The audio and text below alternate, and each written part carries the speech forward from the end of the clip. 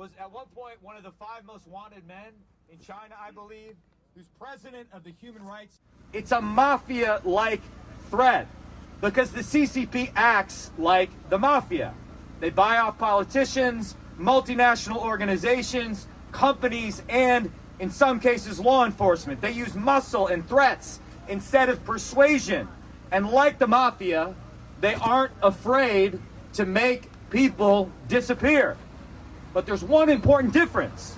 Unlike the mafia, the CCP has a much more powerful arsenal at their disposal to back up their strong-arm intimidation tactics, advanced technology, weaponry, artificial intelligence. They're using a terrifying version of Orwellian techno-totalitarian surveillance to inflict total totalitarian control on the Uyghurs in the Xinjiang region, on Tibetans, and during the zero COVID lockdowns on citizens throughout China.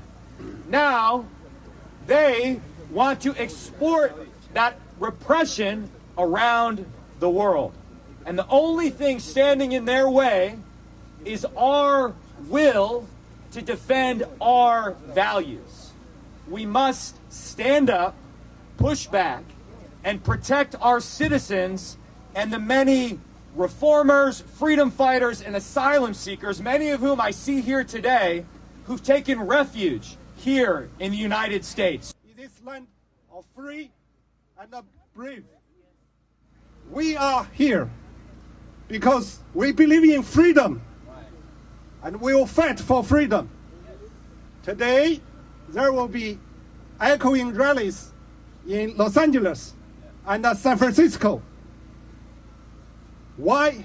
Because everywhere we have been ignored, marginalized because of CCP's influence through trade and technology, and because they control so many communities here through the organizations like this, a secret police station in the name of hometown associations. Such organizations must be disbanded. They cannot allow to exist in this country. We're sending a powerful message that the defense of human rights from the abuses of the CCP is not a Democratic value or a Republican value, it's an American value. Yes!